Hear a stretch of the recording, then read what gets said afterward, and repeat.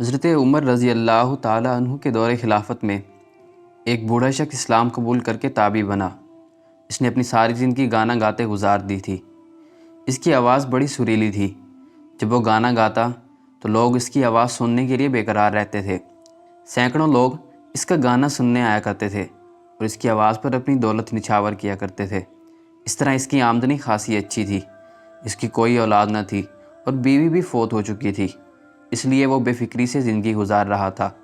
جب وہ بوڑھا ہو گیا، اس کے دانت گر گئے اور اس کی آواز میں وہ پہلے جیسی سر نہ رہی، تو لوگوں نے اس کا گانا سننا چھوڑ دیا۔ اس کا ذریعہ معاش ختم ہو گیا، یہاں تک کہ وہ بھیک مانگنے پر مجبور ہو گیا۔ ابتدا میں کچھ لوگ اس پر ترس کھا کر اسے کھانا کھلا دیتے تھے، مگر کب تک؟ جب نوبت فاقوں تک پہنچی تو وہ اپنے حسین ماضی کو یاد کر کے روتا رہتا۔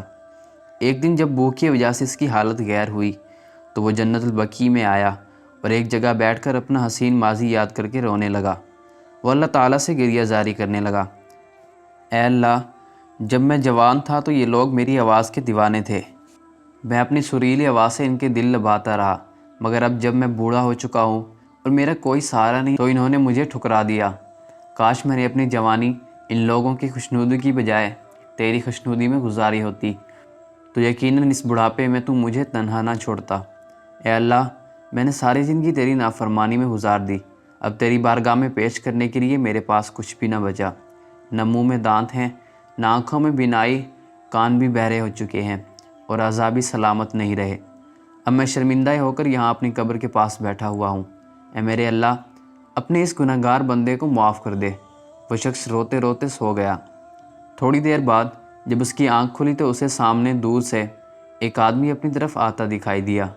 جب وہ قریب آیا تو اس نے دیکھا کہ وہ امیر المومنین حضرت عمر رضی اللہ تعالیٰ عنہ تھے۔ انہوں نے سر پر کچھ اٹھایا ہوا تھا۔ وہ بوڑھا شخص ڈر گیا، اب یقیناً میری شامت آ جائے گی۔ حضرت عمر رضی اللہ تعالیٰ عنہ اسے دیکھ کر آگے بڑھ گئے، کچھ آگے جا کر لوٹے اور اس بوڑھے شخص کے پاس آ کر بیٹھ گئے۔ وہ شخص ڈر گیا کہ اب میرا کیا ہوگا، مگر حضرت عمر رضی اللہ تعالیٰ عنہ نے اس کے پاس بیٹھ کر اپنے سر سے گھٹری اتاری اور نیچے رکھ کر اسے کھولا۔ اس میں کھانا تھا۔ حضرت عمر رضی اللہ تعالیٰ عنہ اپنے ہاتھ سے کھانا اس بوڑھے شخص کو کھلانے لگے۔ اس شخص نے عرض کی کہ اے امیر المومنین، آپ نے اتنی تکلیف فرمائی کہ میرے جیسے شخص کے لیے خود کھانا اٹھا کر لائے ہیں اور اب اپنے ہاتھوں سے مجھے کھانا کھلا رہے ہیں، اس کا کیا سبب ہے؟ حضرت عمر رضی اللہ تعالیٰ عنہ نے فرمایا، آج میں دوپہر کے وقت کچھ دیر آرام کے لیے لیٹا۔ جب میری آنکھ لگ گئی تو خواب میں اللہ تعالیٰ کی طرف سے مجھے پیغام دیا گیا کہ اے عمر، اٹھ کر فوراً قبرستان جاؤ، وہاں ہمارا ایک دوست پریشان بیٹھا ہوا ہے، اسے جا کر کھانا کھلاؤ۔ جب میری آنکھ کھلی تو میں نے سوچا کہ اللہ کا دوست ہے، اس لیے کسی خادم کو بھیجنے کی بجائے مجھے خود جانا چاہیے۔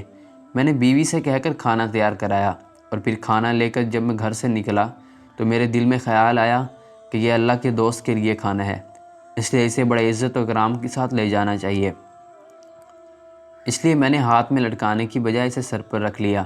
اے اللہ کے دوست، اب تم تسلی کے ساتھ کھانا کھا لو۔ جب بوڑھے آدمی نے ساری بات سنی تو کہنے لگا کہ ابھی تھوڑی دیر پہلے تو میں نے اپنے پروردگار سے توبہ کی تھی۔